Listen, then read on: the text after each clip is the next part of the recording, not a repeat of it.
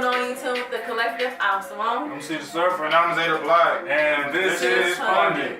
So today we're gonna do the album review for DJ Khaled's album called Asahd's Father. Father. Yeah, it's all same different. He know who he is. First impressions. Wait, before going in or after? Before going in, first impression. I'm just like expectations. Let me say. Why is he involving everything wrong with Asahd? That's his child. I understand. That's his only child. Yeah. I understand that. I didn't How think I feel about DJ Khaled's album. I didn't think anyone was really looking forward to it. Like everyone knew it was coming, but I don't think anyone was just like, "Hey, it's DJ Khaled album." Exactly, because he's a DJ who makes albums, which doesn't make sense. I don't think he makes albums. They're more playlists for me. They're playlists, and he screams DJ. Like you know how on Lil Wayne mixtapes is DJ Drama. Yeah, you might as well say DJ Drama mixtape. All right, so we're gonna start off with the first track, which is Holy Mountain. What you think? So, dang, we need more. Give me an overall look at the whole project itself. What do you guys think about the whole project? It kind of had like a little gospel thing a little bit to me. I don't know. Holy Mountain wasn't too gospel for me. Seemed kind of devilish. I'm not talking about that. What are you talking about? In Higher with Nipsey Hussle, it kind of had like little gospel music in the background, like towards, I think it's the chorus or the hook. Mm-hmm. And I guess with the whole, Nipsey Hussle actually dying, I guess it kind of correlates. I can see where you're coming from with the whole gospel thing, because like I don't know if you guys are listening, but the piano vibes that he had on a good couple of songs, that was kind of gospelish. And some might always refer to something about God. Yeah. Okay. Or like how the devil's trying to stop them. That was always a line in their verses. Okay, well, I think that his album order could have cleaned up a little bit more. It could have been a lot better. But I do like the features and the unexpected features. I didn't expect Post Malone to be on the album, but I love the concoction of Travis and Malone together. Yeah, I just didn't like the song that was on together because Travis didn't have a hook. I mean, Travis only had the hook. He didn't have a verse. To be fair here, that's what Travis has been doing for features a lot lately, because he did the same thing on Crash Talk. So, I don't know, I think that just might be his thing for the moment, maybe. Okay, then you had Nas. I also thought he depicted Nas a lot better than Kanye did. That might be arguable, but I see where you're coming from. Kanye messed up Nas for me, for what I knew that was Nas. I like Wish, Celebrate, Higher, Top of the Maybach. But that's a really old song. Why did he put old songs on this I thought I was project? tripping at first. I'm like, did my phone just do something? Yeah, that and the Justin Bieber song. Like, yeah, I don't know why he put old songs on this album. And see, that's why I think it kind of plays into the whole, like, this isn't an album, this is a playlist thing. Because you gotta think, if this is a playlist, there you go. That makes sense. Right, I agree, because it don't seem like it was any story to it. There was no order. It don't seem like it was any particular vibe. It looked like these is what he have in the archive, so this is what he gave us. I mean, the only reason why he considered for awards is because he's on the forefront. Other than that, everybody else makes the music. Also, I would like to talk about what highly pissed me off about this album. It's called Just Us. And it's with SZA.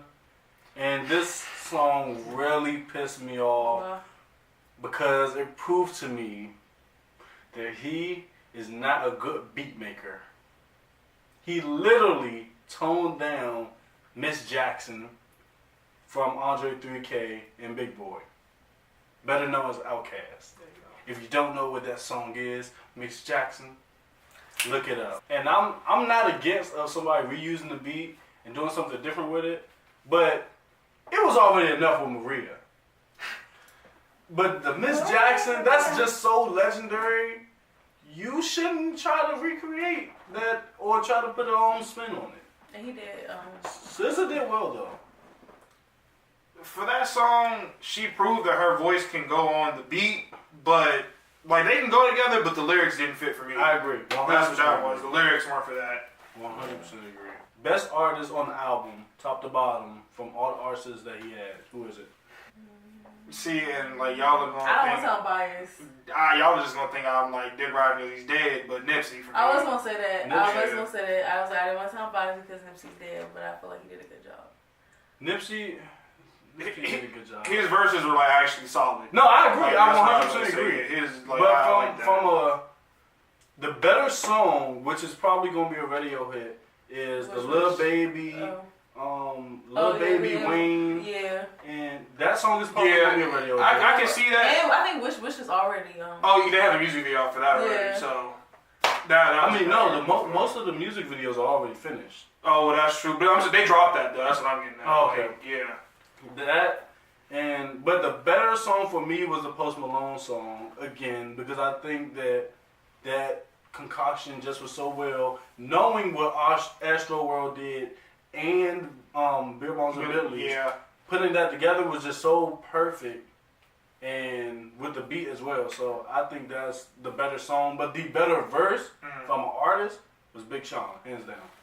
And yes, Lil Wayne was on this album. I can get that. They were on the same song. Hmm? Lil Wayne and Big Sean on the same song. They were. But Big Sean just outdid everybody. He story told, he metaphors, as far as name drops, he did what I expected for someone else to do on the album. Nas. But he gave it to me. But see, that's the thing. In my opinion, on this album, it seemed like anyone that you thought was gonna go over the top didn't, and whoever you expected to be mediocre was actually good.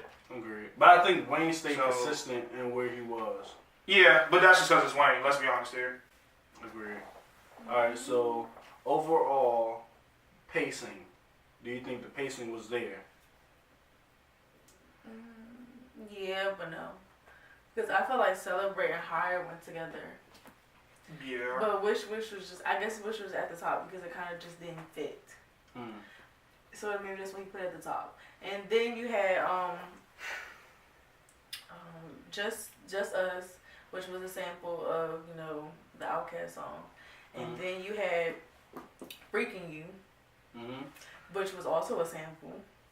So it's like maybe that part should have been with Just Us to have it keep it going. So we agree that most of them are good individual songs. Do we think it's a good fit for an album? No. I told you I don't believe DJ Khaled makes albums, so please don't answer that question.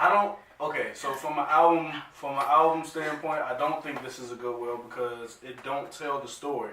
Now, whatever he had in Holy Mountain.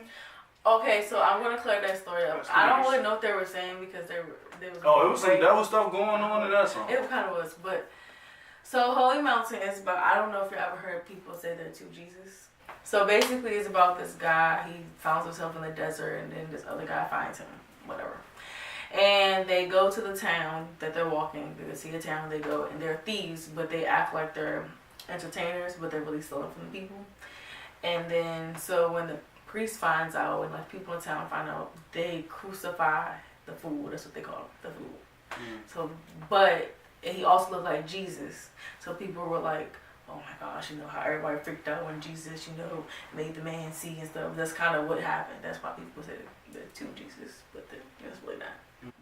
Just said the holy ground that Jesus walked on. Well, first of all, I don't think Holy Mountain was a good intro. By far, it wasn't.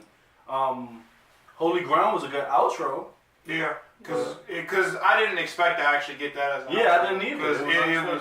I thought I was waiting for like real vocals to come in and it just never came. But it was no set order, it was no set vibe, and it was no set anything. Yeah, he just threw it at you. Yeah, he just put songs on the hard drive and said, send it to the people.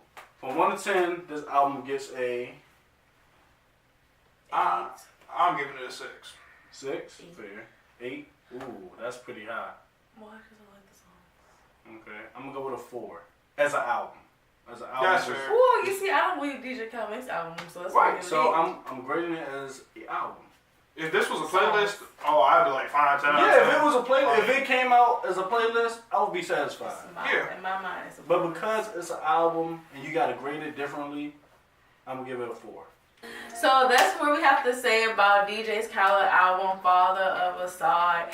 Now tell us what you think in the comments. Put your opinions. Put what you got to say. Tell us if we're wrong. Tell us if we're right. And also, if you're an artist, email us at PunditTV4U for pre-promotion.